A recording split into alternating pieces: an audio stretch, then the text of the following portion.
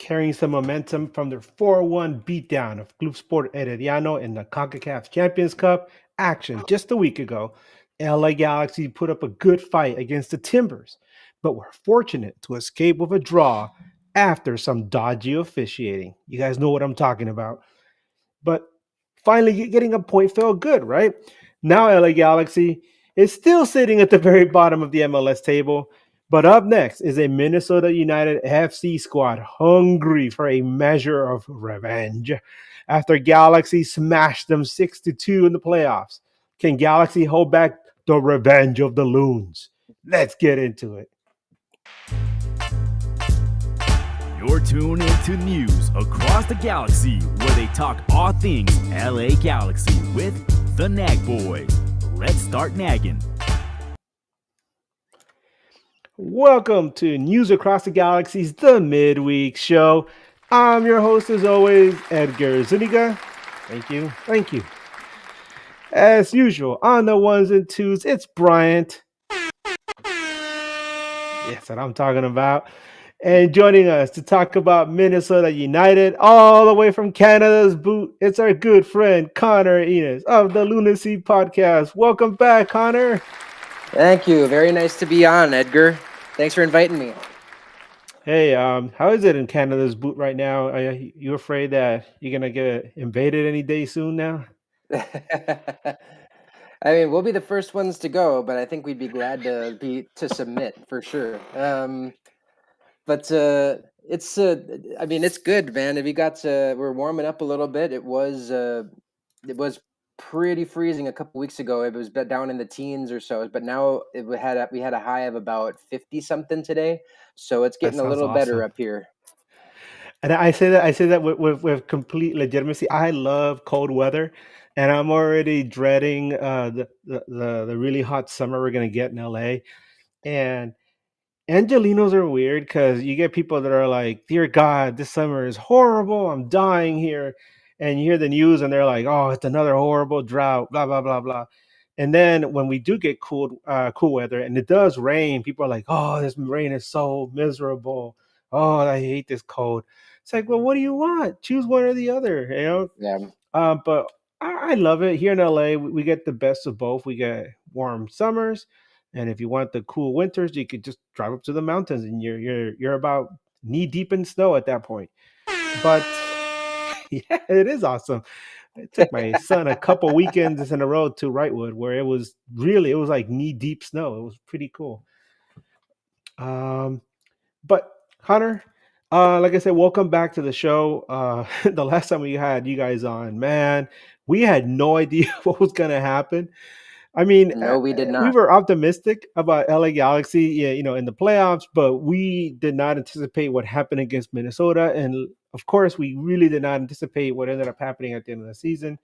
Um, feel kind of blessed, but let's talk about what happened since then, because the last we saw of the Loons, that 62 thrashing at the Dignity Health Sports Park. What has transpired with the Loons since then, and what are your expectations for the season? Pretty much ever since that game, we went into the off season. I still think feeling pretty good. I mean, it's never good when you're thrashed by 6-2. But we went back home. We went out into the off season and got a few players. We got some defensive mids. And we got some people to bulk up our back line a little bit. And we got Nico Romero now.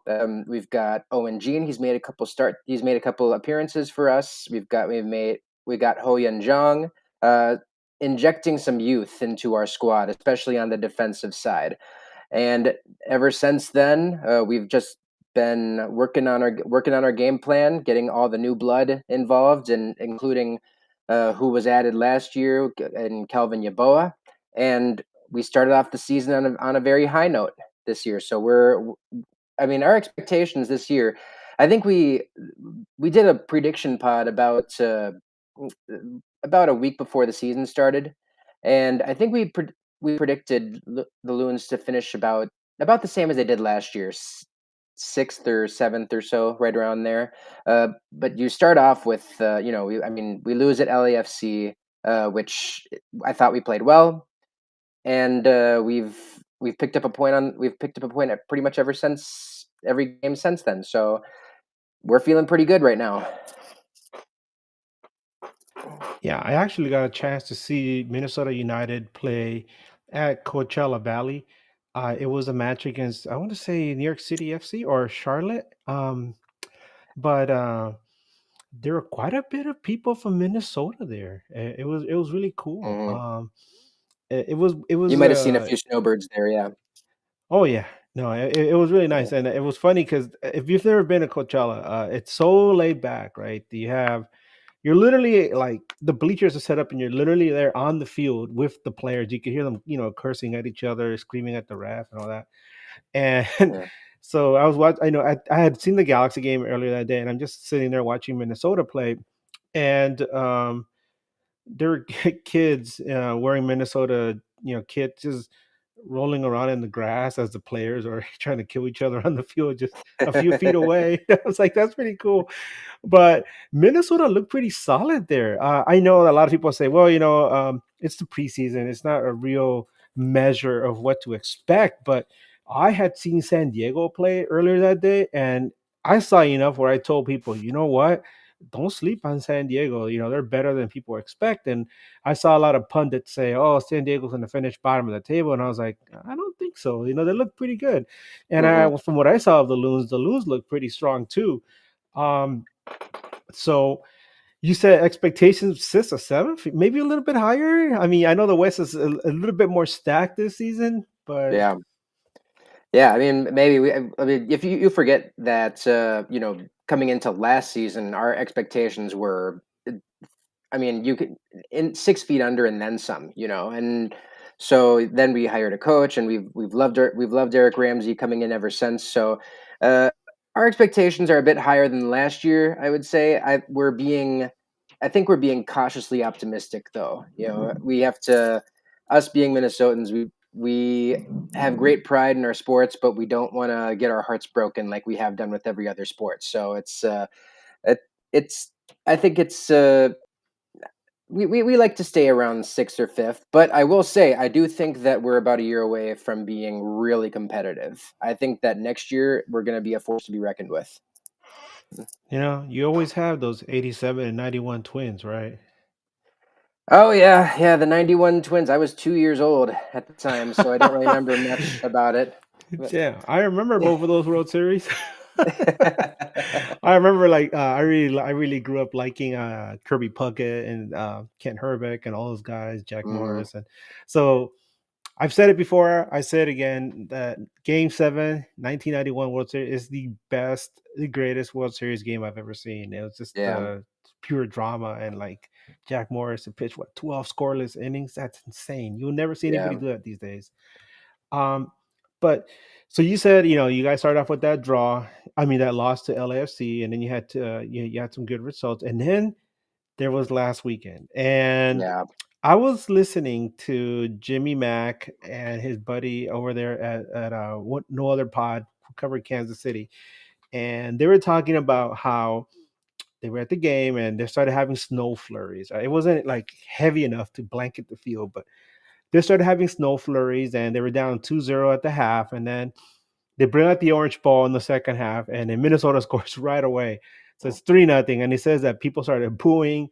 Some Kansas City fans just started like leaving, and the Minnesota fans that were there at the stadium were like letting them have it. And one of them was like even questioning life, like, why am I here? It's so, the weather's miserable, and I'm watching my team get smashed to Minnesota, and but he was like, I'm gonna stick around, and then Kansas City gets one back, and then they get another one, and then it seemed pretty bleak. Kansas City like seemed to get some momentum going, and Dion Jovic shows up out of nowhere and ties the yeah. game. And oh my God, he Former said Galaxy that man. the Minnesota fans at the stadium were just like they looked completely shell shocked. What happened? I mean, I don't know, man. I mean, the whole thing. All I know is the whole thing that the whole thing started when we subbed on Jefferson Diaz at about the 60th or 65th minute or so. And if you look back at the replays, Jefferson Diaz misses his mark two out of three of those goals, and that's what leads Joveljic to score that third goal. And I don't remember who scored that first goal, but it was a missed mark again by Jefferson Diaz because he came in uh, and just he he wasn't playing well. I've never been a Jefferson Diaz fan since he came to the squad. I hope he gets better, but all I know is that's the when you pulled that pebble out from under the pile, that's when everything came tumbling down. You know. Mm. And of course, you have Dean Sinclair just there shaking his head and shaking his head at Yeah. his, shaking his fist at his teammates and looking up at the clouds, right? And like, damn it. Yeah. So, for the casual Galaxy fans that are tuning in or want to know more about the Loons, can you name like three or four players that we should be looking at for this weekend's matchup that you feel will make a difference in the game? So for this weekend's match, it's important to know that we have quite a few people out for international duty coming up. So Dane St. Clair, he's out for international duty with Canada.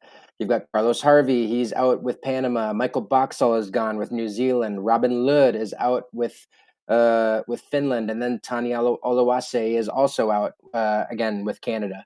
So we're missing a bunch of our best players. We still have Kelvin Yaboa. He's gonna be a force to be reckoned with in the attack. Um, you saw a golazo from Hassani Dotson last week Oh against yeah. Sporting Kansas City. I think he's gonna be I think he's gonna be a very important piece. Will Trapp. Um, you may see some of that youth in being injected again too. You might see Owen Jean. You might see Nico Romero getting some more time. He hasn't gotten a lot of time yet, but hopefully we'll see him in place of Michael Boxall. And I will mention one more guy. An unsung hero of the season so far has been Morris Duggan. He's the center back, and he's been absolutely fantastic. He came in from MNUFC two squad, just played a lot for them last year, and he has been a starter all season. I didn't know what to think of him, but he's so far been super impressive. I would watch out for him too. Yeah, it's interesting that you mentioned all the players that are going to be out on international duty. We can't really say that with LA Galaxy. I think Harbor Miller might have caught up or to one of the youth squads over here. But before we talk about the Galaxy youth, because they've been really important to this club, can we digress for a bit and talk about how MLS continues to schedule match days during international windows? Because Yeah. um, I mean, a lot of Galaxy fans were like looking at this matchup and saying, "Well, the way the club is right now, this looks like a difficult encounter, especially Mhm. how difficult it is to win on the road in MLS." But then you hear like all the losers are going to be out international duty, and all of a sudden you're like, "Huh, okay, that kind of levels things a bit." It does. How do you Yeah. feel about that? I mean, the do you think MLS is still? I know they're trying to change things, but if you Yeah. had your way, what do you think? Oh, I would pause any matches going on during the international window. I think that you know if you're missing your best players, then you can't field your best squad against what could be a super important game. I mean, we're still early on in the season now, so I won't say it's a super important game at this point. But if you absolutely need the 3 points and you're out your five best players, then I don't think I, I mean that just takes kind of a little bit of excitement away from the game. I think so.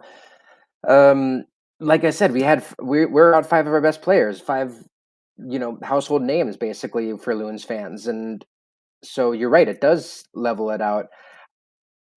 And that being said, I do think that at every other league in the world does it. They mostly pause their games during international windows. So I think that MLS should do the same, just so they can field their best squads. I understand that there may be a little bit of a schedule, a little bit of scheduling trouble there to try and reschedule those games and get the season done under the wire. But I'm not a fan. I'm not a fan of playing games during international windows. Pop quiz, Connor, and for anybody out there that's listening right now, what's one MLS team that is not scheduled to play this weekend? Ooh, is it San Diego? No, Oh. but you're on the opposite coast. Oh, I'm on the opposite coast. That's a good question. It's not Inter Miami, is it? It is Inter Miami, of course. Wow. The league's darlings. And the funny Wow. thing is that Leo Messi wasn't even called up, by Argentina. They're like, nah, you can just stay over there. So hey, you know what? Everybody has to play. Everybody has to go out there and try out whatever roster you can put together, right? Except for Yeah. Inter Miami, and I forgot who they were supposed to play, but I just thought it was funny. I was like, man, can you make it any more blatant? The kind of treatment you're getting there, man. 100%. 100%. I mean, it's obvious the favoritism that Messi gets around the league, and not saying that Messi doesn't deserve some good treatment. I think Messi's a hell of a player, but come on, man. Like, you got to give some other teams some credit too. No, absolutely. Yeah. Like I was saying, here at LA Galaxy, we've been dealing with a lot of injuries. From the very beginning it's actually from the end of last season. Obviously, the biggest name has been Ricky Puig. As we all know, he tore he tore some ligaments in his knee, and in the match against Seattle, and he's going to be out up until probably mid to late July at the earliest. And then Joseph Paintil, he's still out with an injury. Mauricio Cuevas, midfielder, he's still out. And Lucas Sanabria, Uruguayan player who was brought in to kind of help, the midfield get over Ricky Puig's absence. Well, I don't know if you heard, Connor. He broke his collarbone in Vancouver, so he's Ooh. out for at least 3 months. So LA Galaxy has been having to look at the bench and seeing who can step up because of such a congested schedule, especially at the start of the season, having to balance MLS and CONCACAF Champions Cup. A lot of young players have stepped up and done marvelously. One of these has been Harbor Miller, how you mentioned earlier. He's all of 17 years old and playing on defense. Tucker Lepley, a player who used to play for UCLA. He's originally from Charlotte. He's another young guy.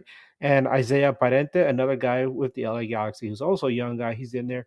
And one of the players that we're really excited about, who began the season on the injured list, is Mateus Nascimento, Brazilian player, young guy who came in from Botafogo. We've talked a lot about him on our show.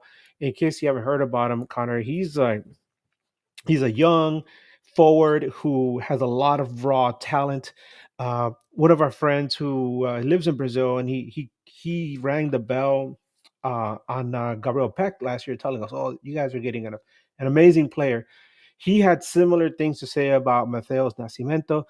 He just made his debut earlier this season against Portland, so we're hoping to see more of him in this upcoming match. Very exciting player when you look at his highlight reel. So there's some of the young guys that have been stepping up. There's been some controversy at goalkeeper, right? Novak Mikovic, who made a lot of noise last season, saying, I came over here, for MLS to be a starter. I'm not gonna just sit in the bench.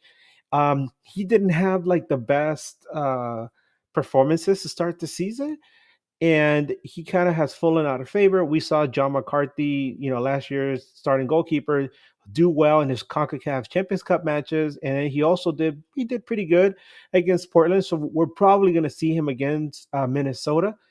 But like I said, LA Galaxy isn't really. There's really nobody who's off international duty right now. So you're gonna get still banged up LA Galaxy roster. No Ricky Puig in there. No Joseph Paintil. Gabriel Peck is kind of playing on an island right now. He's having to come back and try to gather the ball, where in the past the ball's been fed to him, right? Or he's been lucky enough to be part of this dynamic Galaxy offense.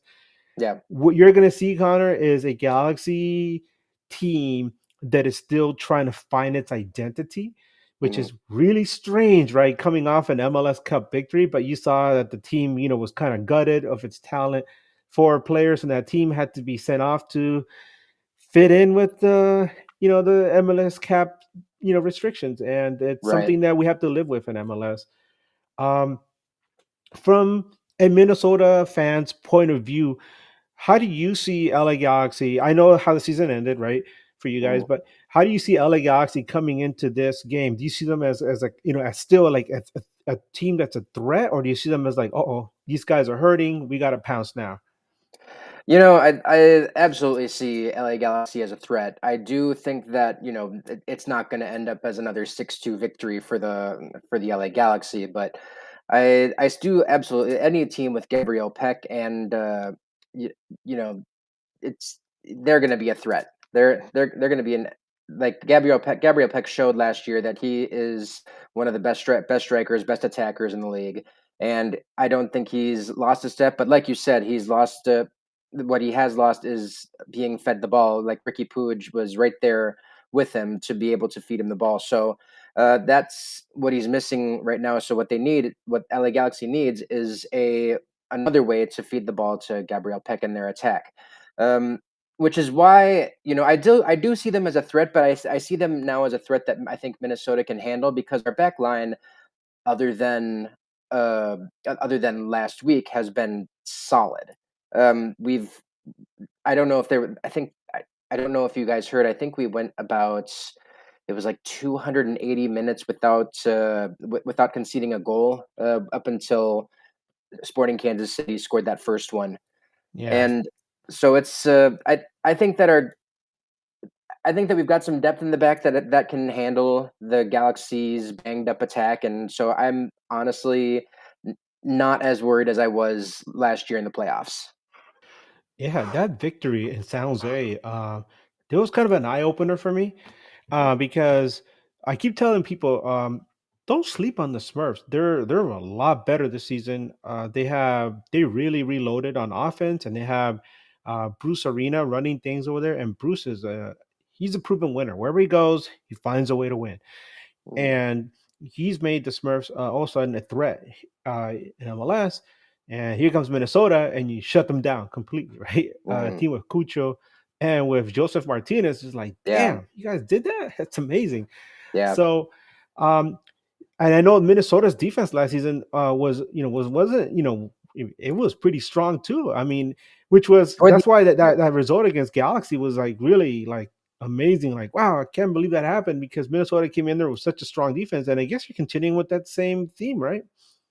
Well, it was what's kind of coincidental about the 6-2 victory last year, and um, the the blown lead against Sporting Kansas City last week, is that there was a certain Jefferson Diaz who missed his mark a couple times again, against the LA Galaxy as well, and that led to a couple of goals. So I'm hoping that Diaz doesn't need to come into the starting lineup. I'm hoping that we inject Nico Romero, and we can put some.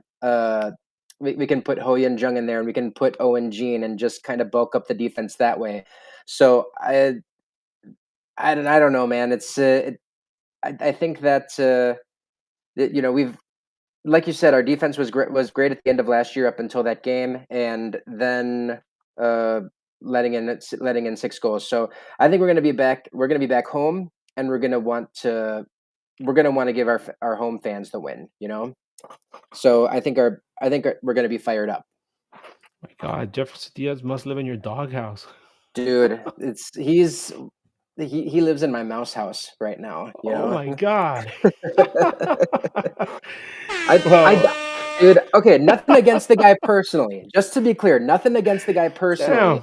damn. I ever since he's come to Minnesota, he's missed his mark on a lot of goals, and that's led to a lot of opposing goals. So I'm just not a fan. I'm hoping that I hope he gets better, but I'm not a fan. All right, well, let's move on to the player availability report. As I kind of stated earlier, LA Galaxy, we're starting to see that long list of injured players start to get smaller. It's still not as bad as Red Bull, and I swear to God, when you get a chance, go look at their injury report. It's like it Oh looks boy. like something from a Civil War like novel or something, like where like half the team is injured. But yeah, LA Galaxy, Ricky Puig is still out, obviously. Joseph Paintil, we mentioned Mauricio Cuevas, and of course Lucas Sanabria. Sanabria and Ricky Puig are out with long-term injuries. Joseph Paintil, hopefully he'll be back in the next week or two. Mauricio Cuevas, no timetable with him. What about Minnesota? I know you might have mentioned a few names as well, but can you give Mhm. us a more clear-cut idea of who's won't be available because of injury? So the biggest guy we're missing due to injury is Joseph Rosales. He injured his quad earlier on in the season, and he has was fantastic last year in the left back position. He's questionable right now. He might play. I'm not gonna put money on it, but he might play. He injured his quad, and then we have another center back. It's mostly a depth piece. Kip Keller, who we picked up during the off season, a center back, and he has a hamstring injury. So uh, those are our only two really notable injuries, other than of course the international duty. But in place of Joseph Rosales, Anthony Markanich has been doing fantastic. I think he's been great. So uh, I have full confidence in his ability to play the left back position. All right, let's talk about the all-time records between these two teams. Mm, Uh, all-time, Galaxy has 7 wins. Minnesota has 3 wins and 5 draws, and this is regular season. We're not talking about the playoffs. So Galaxy has 7, Minnesota 3, draws 5 between both. Playing in Minnesota, LA Galaxy has a record of 3 wins, 2 losses, and 3 draws. But the last time Galaxy won a regular season game there at Allianz was on Saturday, August 14th, 2021. So it's been a while. It was a 1-0 victory thanks to a goal in the 43rd minute by somebody you might know named Kevin Cabral. So, mm. I was there. I was at that game. oh yeah, how did Kevin Cabral celebrate it all? Did he like pull out a baguette and throw it at the fans or something? I don't remember what the celebration was. I feel like it was a troll of some Minnesotan celebration, but I'm not sure. No, I'm just kidding. He's very calm guy. You know, he'll score a goal and he'll do like a little like baby Groot dance or something. Oh, that'll be Um, fun. so what's the weather going to be like in Minnesota, by the way? Because it's something that we never really talk about, but at this time of the season, I feel it's something worth mentioning because earlier today I was in a chat and we were discussing I don't know if you were in there we were talking about all the different teams, and Montreal mentioned the guys from Montreal mentioned like, yeah, our coach might be on the hot seat but not really because we have to play our first 7 games on the road, and it's because Right. one, the weather is really bad, and two, their backup stadium, which is Stade Olympique, is getting renovated. So damn, I mean, Montreal, I know is a little bit farther north, but Minnesota is still up there, and you get that unique plains like cold chill, right? Yeah. How's the weather right now? Well, right now it's not super chilly and it's not super freezing. So it's on Saturday. I think it's going to be a high of like 44, so chilly, but it's going to be sunny. So it's not going to be snowy or rainy or anything like that. So you're going to have some sun beating down on you. It's going to feel warmer than 44, I think, but it's still going to be chilly. And in Allianz Field, it's usually a little bit breezy as well, or at least it is where I sit. So you got some winds going around the stadium, so you might want to dress a little bit warmly on Saturday. And it is an afternoon game too, so you might get some more heat from the sun. Yeah, for traveling Galaxy fans, and I know there might be a few. What are places that, I think we've discussed this before, but what are places that where they can eat around the stadium, or would you have to Yeah. go like somewhere else, so like Minneapolis or St. Paul? No, no, yeah. There's plenty of places. You're right on University Avenue. You're basically on the midway, right between downtown St. Paul and downtown Minneapolis. But there's a ton of places around. There's the Black Heart, where you can get some good drinks and some good bar food there. You've got you got a lot of craft breweries around the area: Black Stack, Dual Citizen, Lake Monster, Burning Brothers. I think is still around there, and uh, if you just want some good old fashioned fast food, there's a couple of places around too, and so there's plenty of spots, plenty of places right around there. But I have to highlight the craft brew scene. Me being from Loonacy, uh, just it's fantastic right around that area. What about food at the stadium at Allianz? How much does it cost for maybe like something yummy to eat? Yeah, what are your suggestions as far as food is concerned? Number one, and number two, what should fans expect as far as the pricing for food and beer?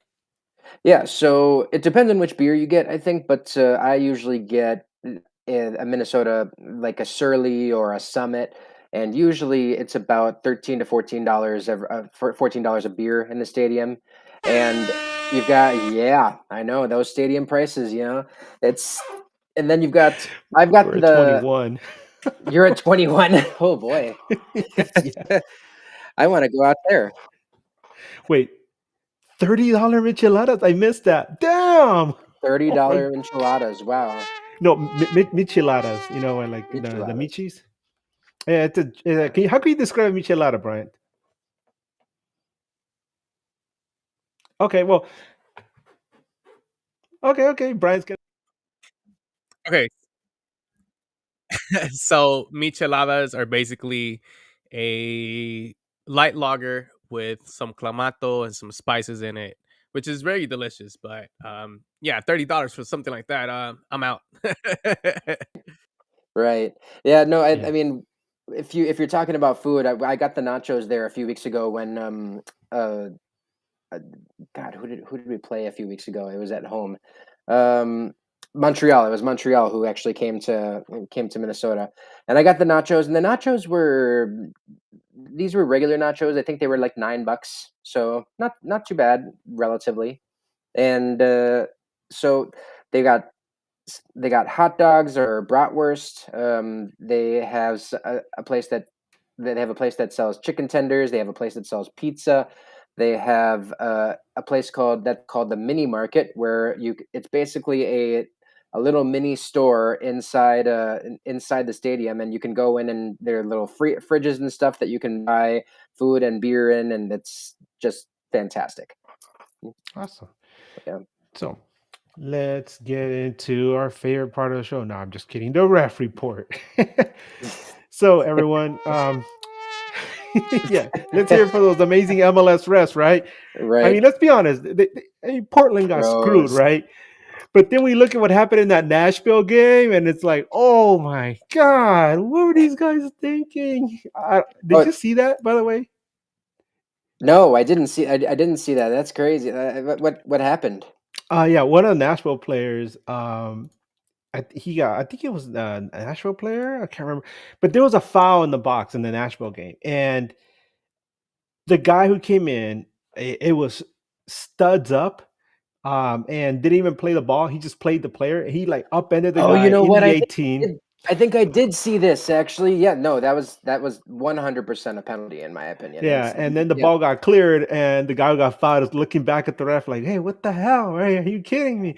And it was like, "Nope, play on. No yeah. VAR, no nothing." So Those yeah, pro referees, I tell you, man. y- eh, you know, we like to think of MLS, right, as here in the US, right, we have great refs in the NHL. We have really good refs in the NBA. Major League Baseball is even better because Angel Ramirez is gone, right? And then we're gonna get robot refs soon. And the NFL, they do a good job as well. But then when we get to MLS, you got to remember we're still in Concacaf, right? Yeah, we got Concacaf refs, so. yeah. But it's like you've got UEFA and you got CONMEBOL, who are like those really nice like they're the really nice grocery stores, and then we're like an Aldi, So I think I thought you were gonna say Winco or something like that. Yeah, And what's a also, Winco? actually, before I am like, what's a Winco? But I before we move on really quick, I just want to mention it looks like my friend Kathy is online. She told me to mention the walleye sandwich Oh, at Allianz Field. all right. If you're a See if that you're a one. traveling Walleye is the Galaxy Minnesota fan, delicacy. Yeah, if walleye is you're a a traveling Minnesota delicacy. Galaxy fan, check out the walleye sandwich. Where can they pick it up? Uh, Kathy, where can they pick it up? Leave it in the comments. I actually don't know. I've never had it, but she says it's fantastic. I know Walleye it is a sounds delicacy delicious. here now. Yeah. So let's get into the ref report. All right, everyone. Here's your assignments for this weekend's match. Referee, we have Chris Penso. Assistant referee, Jeremy Hansen. Second assistant, John Krill. Fourth assistant, the Galaxy nemesis, the demon himself, Drew Fisher. And then at VAR, we have Kevin Stott. Assistant VAR, TJ Zablocki. But the focus is on Chris Pencil, obviously. Pencil, he's refereed in the CONCACAF Champions Cup, NASL, NCAA, USL, and I did not know this. This dude actually refereed in the Indian Super League, which is fascinating. Um, Wow. yeah, right. He only did a few games, though. I think they must have kicked him out of the country. Like, get out of here. Right. Since 2011, he has refereed 246 MLS regular season matches, 24 of those with LA Galaxy, for an overall record of 9 wins, 7 draws, and 8 losses, with a record of 3 wins, 5 draws, and 5 losses away. He's done 9 with Minnesota United for 2 wins, 3 draws, and 4 losses, and 3 Loons at home, 2 wins, 2 draws, 2 losses for the Loons. Little number 2 looks like a little loon, right? Penso's last LA Galaxy match was a 4-2 win over Sporting Kansas City at home on June 15th, 2024. He handed out 3 yellows to LA Galaxy, 1 to Sporting Kansas City. Penso's last Minnesota match was a 1-1 draw with Red Bull New York at home on March 11th, 2023, where he handed out 1 yellow to Minnesota and 3 to Red Bull. This is going to be Penso's third MLS match of 2025. In 12 matches during the 2024 regular season, Penso handed out 63 yellow cards. 3 of those were second yellows, which led to reds, for an average of 5.25 yellows per game, and he awarded 6 penalty kicks. Oh, sorry, that's my son going off right there with the doorbell. But any thoughts, Connor? Oh, I mean, we love to boo a ref up in Minnesota, so it's. I mean, honestly, we don't even we don't pay much attention to who the ref is. We just know that the ref hates us all the time up in Minnesota. So they tend to. I will say they've been a little bit better lately, but they've kind of ever since every time they've come to Minnesota, they've basically hated us. They've given us a couple of questionable calls, which I'm sure we're not alone in that. But man, the judge based on what you just said, I think we're going to see. It sounds like we're definitely going to see a few yellows in the game. It sounds like we're going to see maybe a couple of questionable calls in the box, and man, I can see why you say that. I can see why you're saying this is your favorite part of the show, man. This is. I mean, it's, talking about the refs. That's We love the refs, man. we, 3 do blind we love mice the and all refs? that. I don't know. Well, one of the reasons like that's also interesting for Galaxy fans, especially with Chris Pencil, like we say, he's not shy with the yellow card. Is that um, one of our favorite players here in Galaxy Land has been Carlos Emiro Garces, a very solid center back, which I'm sure Minnesota fans will remember from the playoffs. He We love him. He's tough. He's very strong on shoulder to shoulder 50-50 balls. He'll floor a player, but he's also prone to making some mistakes. Sometimes he goes in a little bit too hard. And in the last press conference, Chris Vanny mentioned that he preferred one of our new center backs who came over during the offseason. We know him as Zanka because he feels that Zanka is a safer option than Carlos Emiro Garces. So I'm very curious to see if we'll see Garces start this game on the bench because Pencil. I mean, if he sees even you know, if he sees Garces even looking at the Minnesota mascot, he might give him a yellow. You never know. It's so funny you mentioned Zanka. Zanka actually came over. I mean, he came over from Anderlecht, but before that, he played for my favorite Premier League team. So I know Zanka very, very well. Um, but I mean, yeah, it's. I mean, if I had to highlight a guy like that on our team, it would probably be Will Trapp. He every now and then he stands. He stands out as the guy who goes a little bit too rough sometimes. You might see him pick up one of those yellows that we were talking about. So I think that Will Trapp could match up pretty well with what did you say his name was? I'm sorry. Uh, not Our Zanka, defender. but not Zanka, but Oh, yeah, Emiro Garces. yeah. Carlos Emiro Garces. Yeah. Hmm. He's a big, strong dude. He's one of those guys that he walks on the field. He has an aura about him. You're like, whoa. Yeah. I mean, he played in the Colombian league, and that's where he cut his teeth. And so it's a rougher style of play. Comebol usually is like that.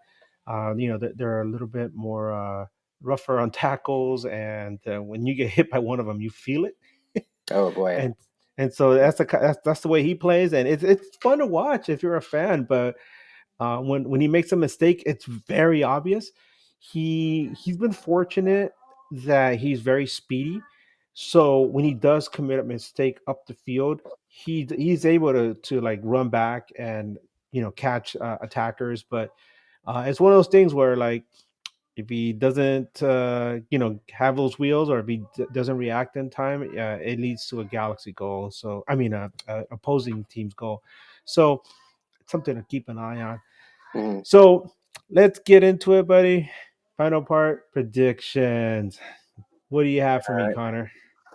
So I've been keeping track of the Galaxy pretty much ever since the beginning of the season. I saw them in that loss against San Diego, which you said don't sleep on San Diego. I was sleeping on San Diego, but they really came out with a bang. But LA Galaxy has surprised me by not only picking up their first point last week, and so I think coming back to Minnesota, where it's going to be colder, and we're not fielding our best squad, but neither, of course, is the Galaxy. I'm going to I think that we're going to see Kelvin Yeboah score a brace. I think that we're going to see a 2-0 win for Minnesota against the LA Galaxy, and we're going to see some new and we're gonna see some new blood in there too. That they're looking to make their mark on the Minnesota squad there. It's fascinating to me that LA Galaxy has done so well overall against Minnesota. But I Mhm. guess it's just one of those things that that are kind of weird because I know Minnesota has like this strange stranglehold on RSL, right? So, Right. so Yeah. it's like there's got to be a balance somewhere, right? Right. But I know Galaxy fans are gonna be like, "Damn it, Edgar, why are you gonna be so pessimistic?" No, I'm not being pessimistic. I'm just being realistic. It's hard to win on the road. The weather's gonna be a little bit chillier. I know Marco Rocha should probably be smiling, feeling that nice cold weather, but playing on the road, Galaxy's still missing some important pieces. The team is still trying to figure out its identity, how it's going to play. There have been some issues at goalkeeper. There's issues at center back,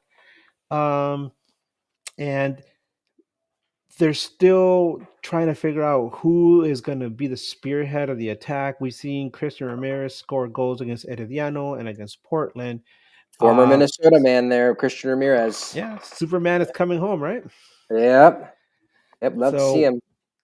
yeah, so it'll be interesting to see number one if he does score, and number two if he's gonna celebrate. I mean, Yeah. there's that thing right in footy where like should you celebrate against your former team, right?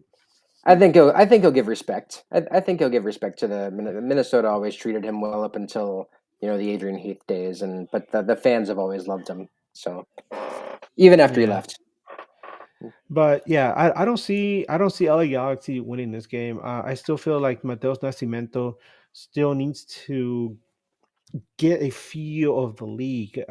We saw Gabriel Peck kind of go through the same thing last year, where a lot of people uh, they felt like, oh, Peck was fantastic from the start. And yeah, he was. He's a good player. He's athletically gifted.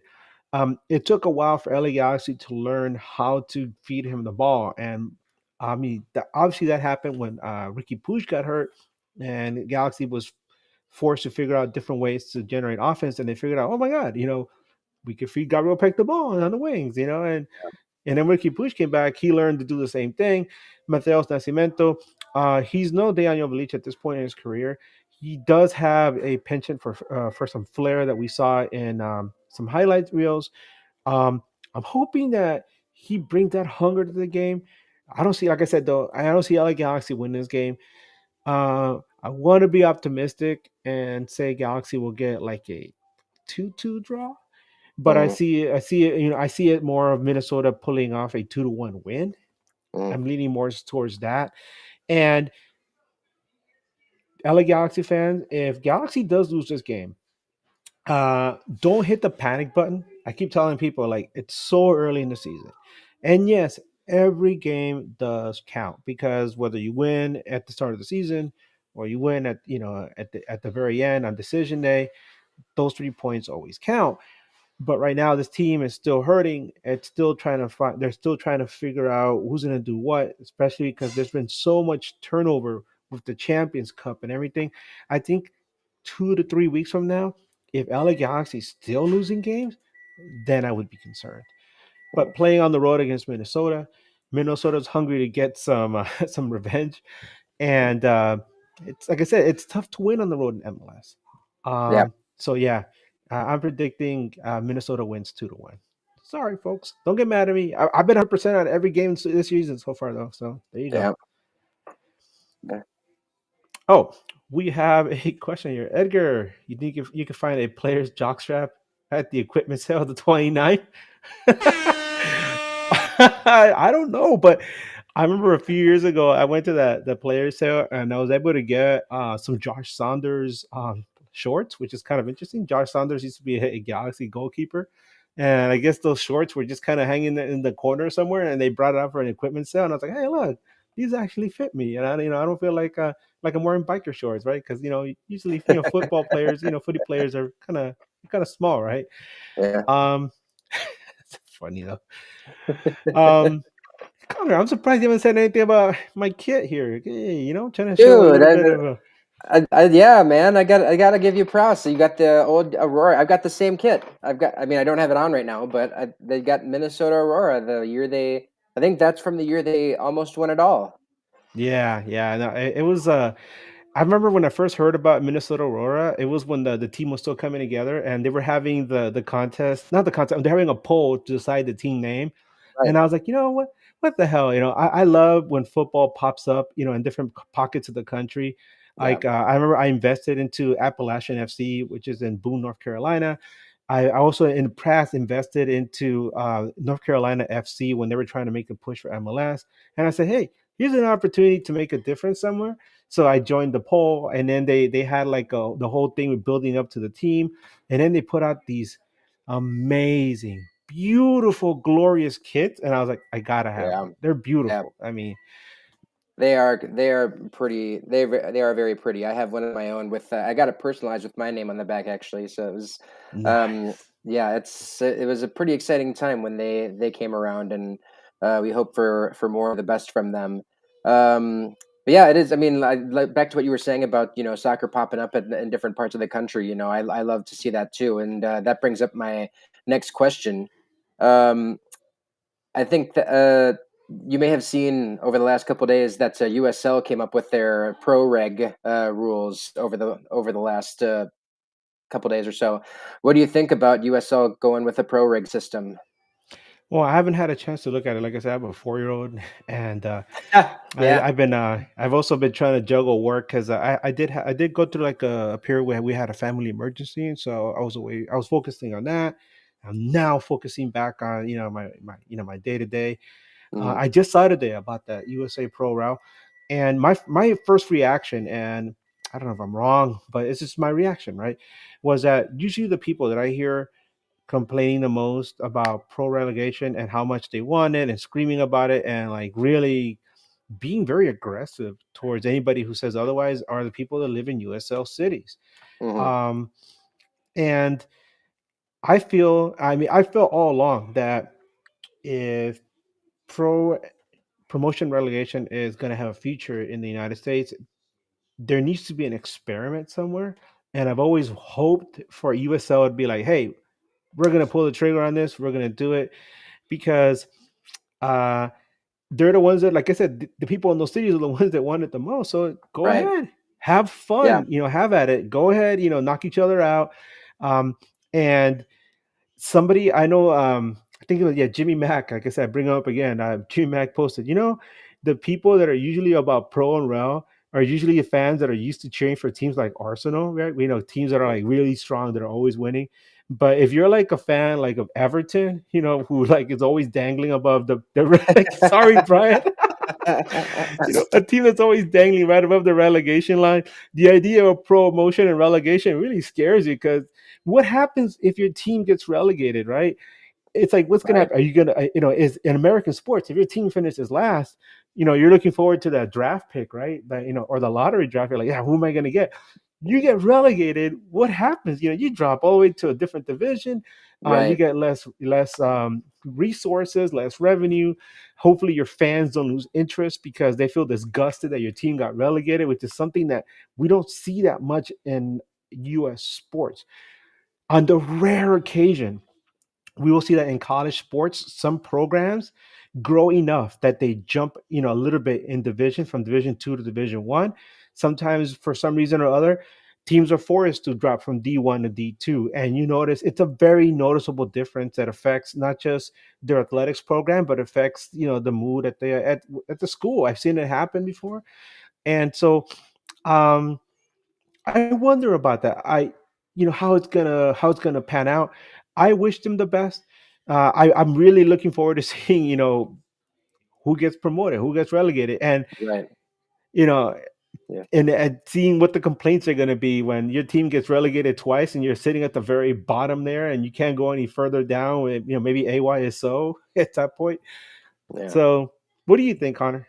I think that USL is in the perfect position to try it, like you said, try that experiment of whether or not it can actually be pulled off in the states, because I think that the logistics of all the teams, uh, if you take into account how many fans make it there, how much support there is for pro rel, and how the leagues are already set up in the USL, they are in the perfect position to try it out. And so this can be the experiment that you were talking about when they do actually implement it in, I think, 2027. So I think I'm very excited to see how it turns out. Um, and I hope for the best. I think I'm hoping that it can really just kind of boom up, and maybe one day MLS becomes a little bit more involved. Because I mean, other than that, I'm I mean, like I said before, I'm a big EPL fan. I'm a big Brentford fan. My club came up from League 1 like 5 years ago, and now they're in the Premier League. So that's real exciting for some fans of some smaller teams to be able to get up into that big league. So I'm excited for that. Um, I hope for the best. It's the one thing that I can see that might be a little bit of a hindrance is this country is such a big country, and you won't see a lot of USL supporters traveling from stadium to stadium to, like, you won't see Orange County um, traveling over to the Tampa Bay Rowdies, or uh, you won't see Minneapolis City FC go down to New Orleans, So it's I think it's a great idea, but I'm really interested to see how it turns out, you know. Yeah, and that's a good point about the size of the country, because a lot of people talk about how well the Premier League travels, but then when you really, really took a good look at it, Hmm. you know, the United England's the Kingdom is size of about the size of Minnesota. Cal.